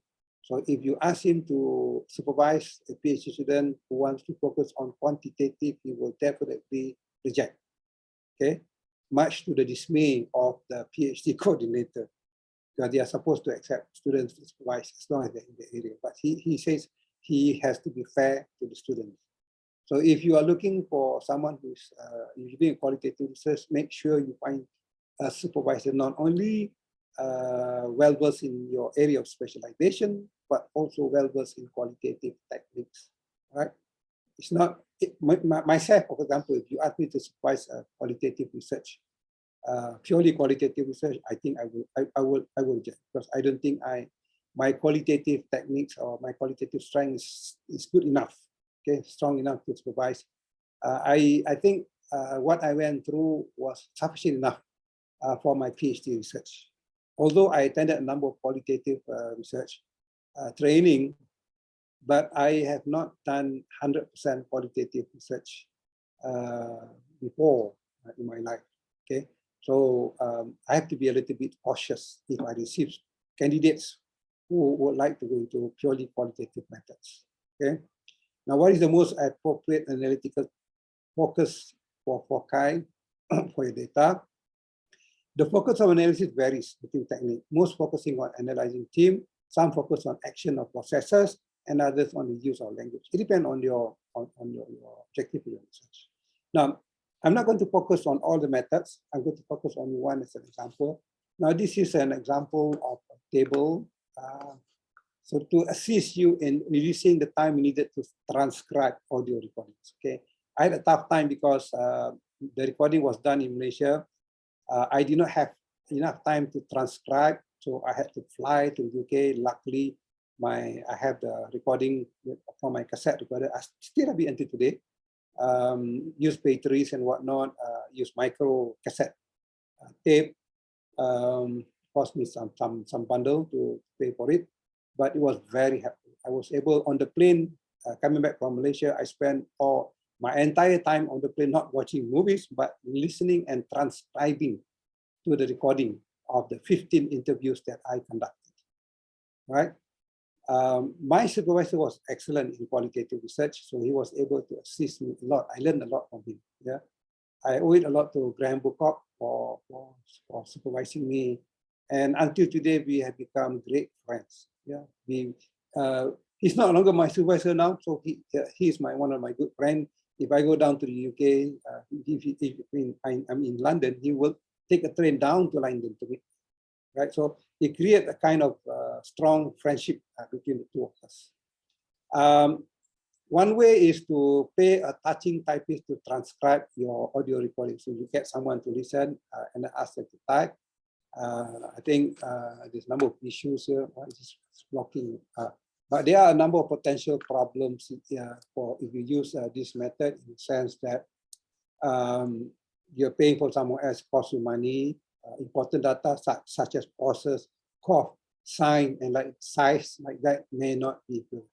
For example, sometimes when the person you interviewed started to cough, what does that mean? It means that, yes, it means that he may be trying to avoid answering the question. Okay, I had one guy, suddenly he coughed, and then he jumped. He jumped to some other question that I was asking, so he was trying to avoid the question. Okay, sometimes you can also have a look at you can see their facial expression. See, they do not like, they feel uncomfortable. The way they sit, they feel uncomfortable with that question. So you know that this is not a good question. They're not happy with the question, or there's something it's not right about the question. Okay. Lack of familiarity with the data as you are not transcribing them yourself. Okay, someone is for you, so they may not understand what is being transcribed. Transcription will still require careful checking as errors can creep in. So as you transcribe, there's a possibility that you may miswrite something. So errors will definitely occur. This is it. Before you do the data analysis, transcribing is very important. Okay, you must transcribe the data well so that when it comes to the analysis part, you do not miss anything. Use a transcription machine with a foot operated play, pause, rewind, fast forward mechanism, and software, for example, to control the audio. Now you have a lot of apps that you can use. You can record with your mobile phone, and then you go back, you can play through your mobile phone, you can speed it up, you can slow it down. There's a lot of things that you can do. You can even take photos with your mobile phone. During my time, I cannot do that. Okay, it was a bit tough. So I had to get someone to, in fact, I did my own transcription while I was on the plane. So that flight back, I think about 8 to 10 hours, stopped by at Dubai, for example. Even in Dubai, I did not really enjoy the airport because I was so busy doing transcribing at the airport. I did not really sleep on my flight back because I want to finish as soon as possible before my hair turns even grayer. Okay. Although this will allow you to control the audio more easily, the speed of transcription, okay, I think I'll talk about that. Dictate your audio recording using voice recognition apps or software, right? So you need to teach voice recognition software to recognize your voice. And sometimes you can tell the recording to start, stop, or whatever based on your voice recording. Okay, so you have to make sure that the software is accurate. Only transcribe section of each audio recording that are pertinent to your research. Sometimes, see, I remember I spent, I think it was Parmaniaga. I spent quite a lot, 2 days with Parmaniaga CEO. The first half day was talking about golf. I don't play golf, right? But I know something about golf. So to break the ice, we discussed a lot about golf. Okay, nothing was being discussed for that entire half day. Nothing was being discussed on what I want to ask. So I do not record that. Okay. The next day I went again. Then only he asked me, "Hey, you came yesterday to see me. What was it about?" Then only I told him, "Actually, you remember I contacted you. Oh, yes, yes, you want to interview me about your research." So it took me half a day of doing nothing just to discuss about golf with him. Although I don't play golf, luckily I read a lot about golf. Okay, in fact, I got sleep days because of playing golf the first time on the green. So I still have a golf set. I never played golf since. So basically, it is very important. You must also be a good listener. You still need to listen to not only to the entire recording, but during the interview. Doesn't matter that you have the recording, you do not have to listen. Most of us hear, but we never listen. Okay, most of us hear, but we never listen. So you must be a good listener. Look at body expression. Look at eye contact as you conduct the interview, right? So that you can pick up. You can pick up responses that will be helpful in your transcribing. So anything that is not related, do not transcribe. Don't waste your time. Okay, but you still need to listen to the entire recording carefully at least twice. You may miss certain things, meaning you will have to go back to the audio recording later. Section you transcribe, section you transcribe will still require careful check. So basically, you have to check. So this is about transcribing, because I noticed that when PhD candidate did their qualitative analysis, I found out they still make mistakes because they wrongly transcribe.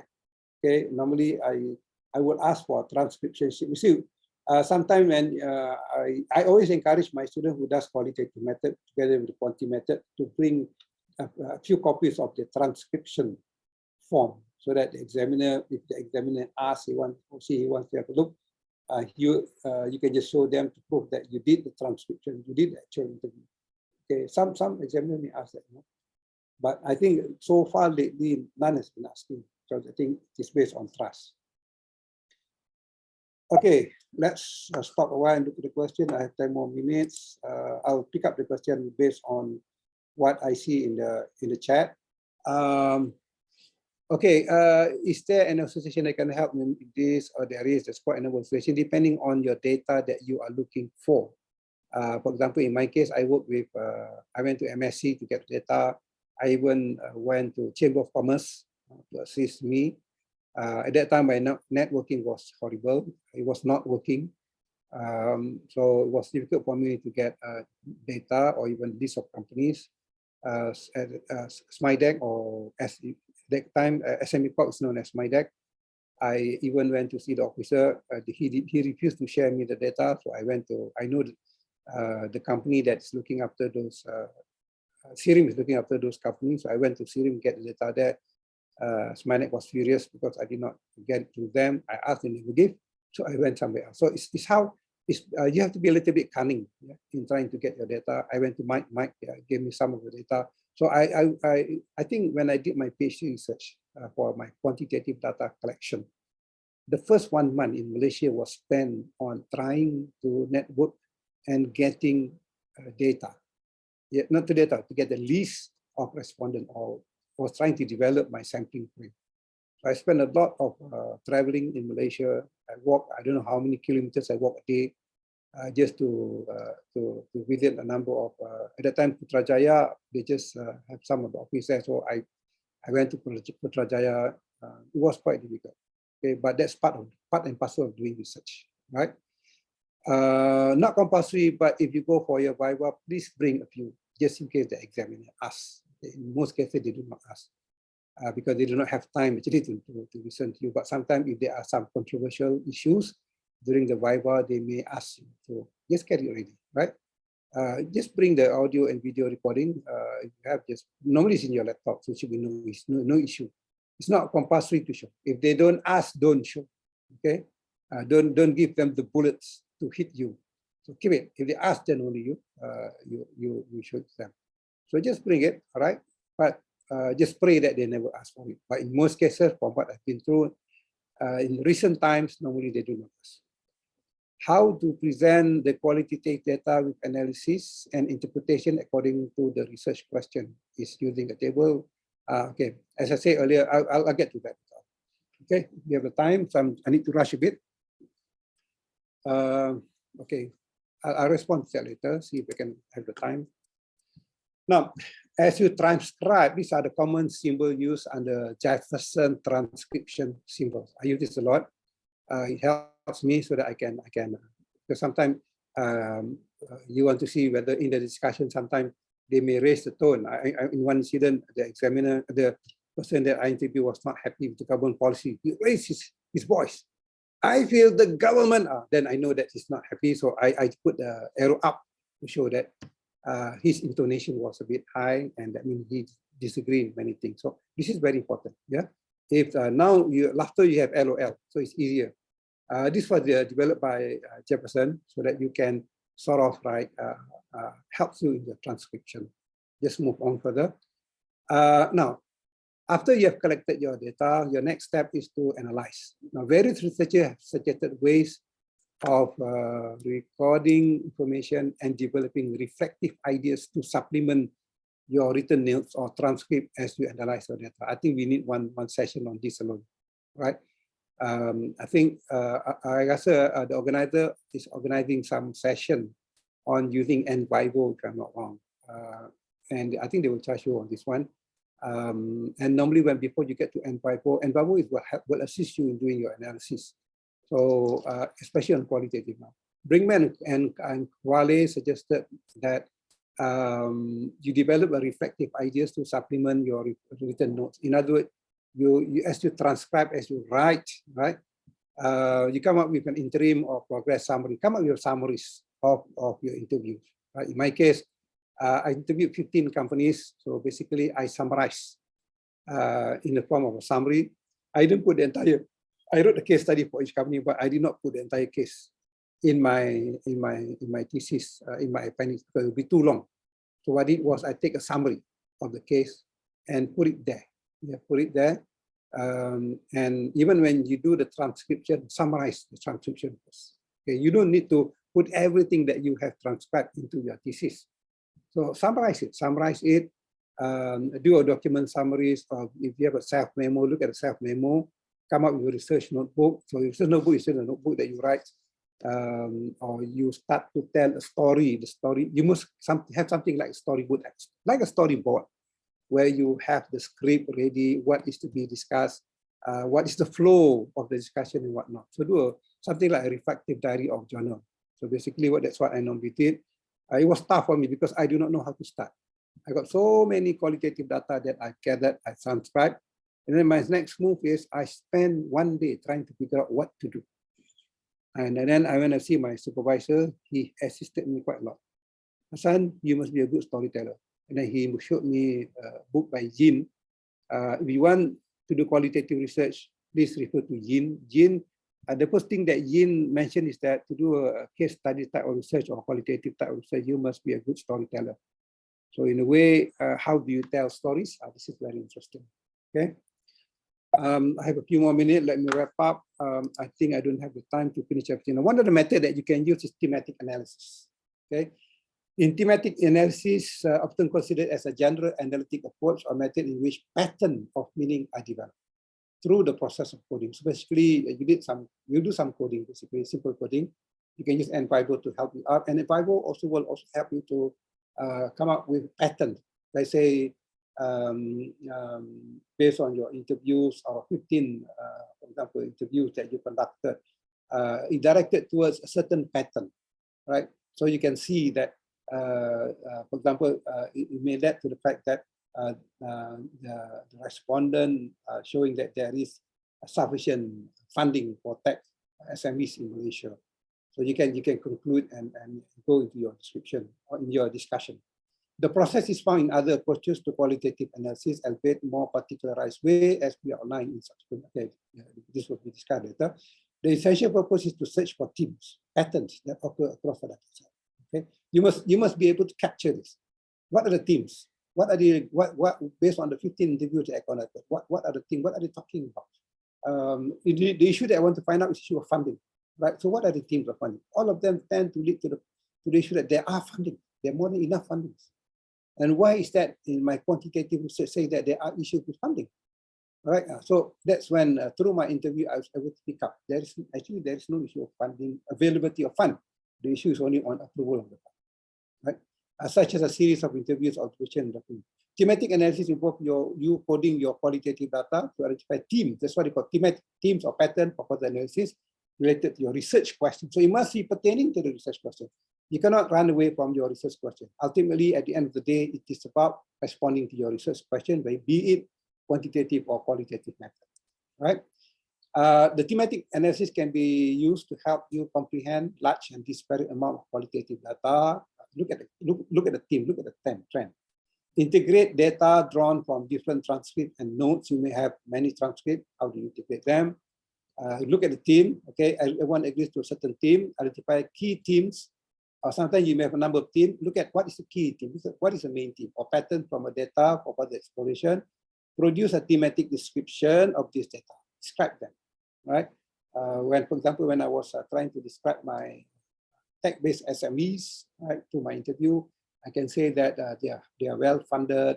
They are not like the American tech-based company. They don't do much research, kind of thing.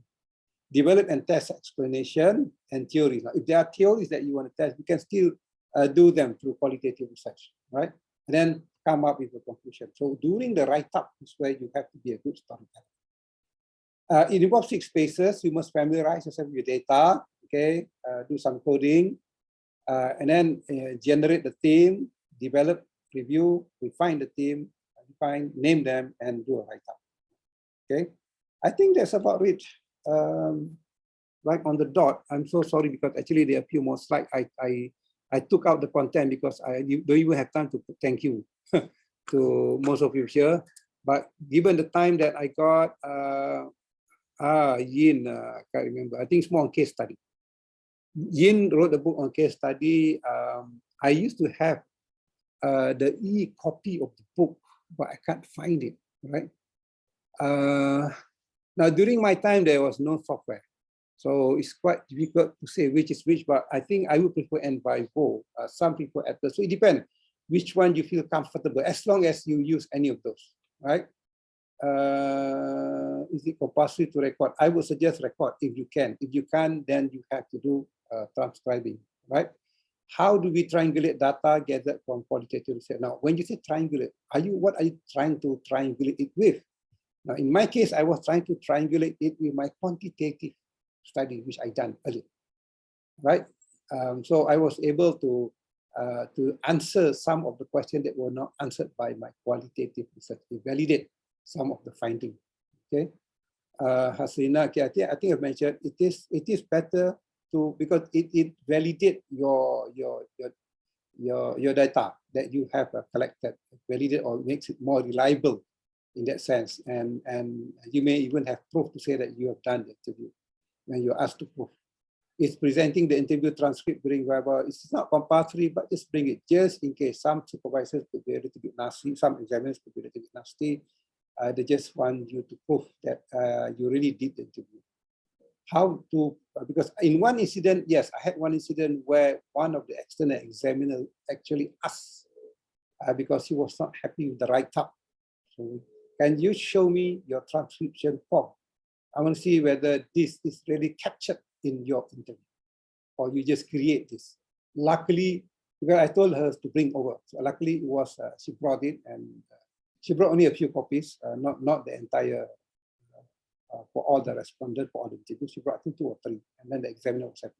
Phew, she was, I mean, luckily she brought it. Yeah, and it is necessary to use software and it is better to use the software because it makes your life easy.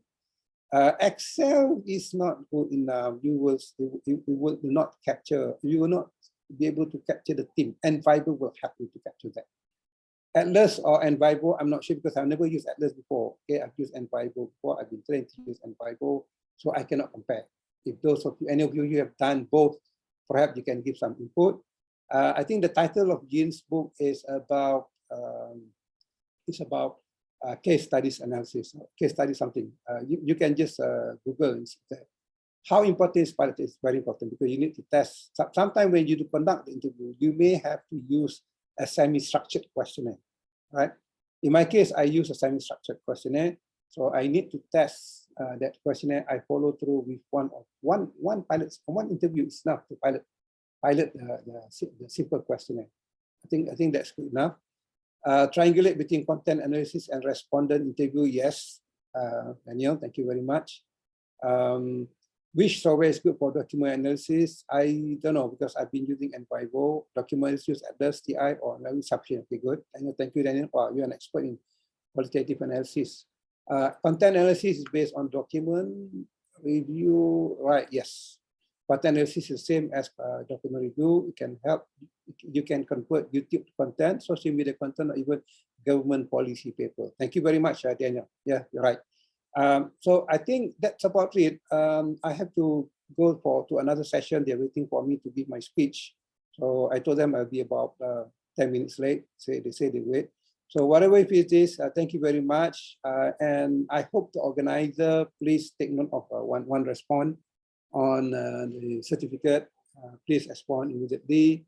And thank you very much for everyone for being patient enough to be with me. And I hope you do gain something from this presentation. And I think Prof. Amer presentation will be very important today because that is when you wrap up your research. How do you do it? Okay. I do not really focus on the technical aspect of it because I feel that since not all of you are using quantitative or not using qualitative, so I just go very general so that you have some rough idea. And I pray for everyone to complete your PhD DBA research on time and get your DR title so that you can move assignment I done until I pass over later because I did not have time to complete the assignment. Preparing the assignment, I will share with the organizer later. I missed the previous one, and the first one was a bit late because I was quite busy, you know lah, baru move to a new tempat kerja, so it takes time to juggle my team. Although I work 3 days a week part-time, but the other 2 days is still like also working like 5 days a week. Okay, so thank you very much everyone again. All the best to you. Feel free to contact me. The organizer will share the slides because I need to do some amendment to the slide before I can pass over to the organizer and share it with you guys. Okay, so thank you very much. and hope to see you physically sometime, or even in the doctorate support group. Okay, thank you very much. Bye. Okay, I will. Okay. The next session, yeah, will be at 2 p.m. I think. Prof, I mean, will it be at 2 p.m.? I know you're here. Ram, when is the next session? 2 or 2:30?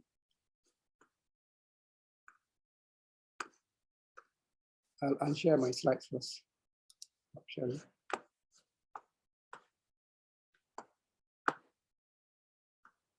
Organizer, please.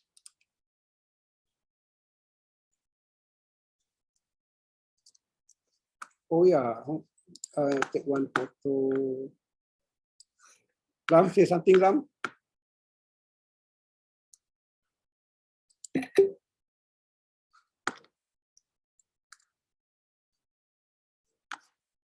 Take one shot. My record. Okay. Ashley already said something.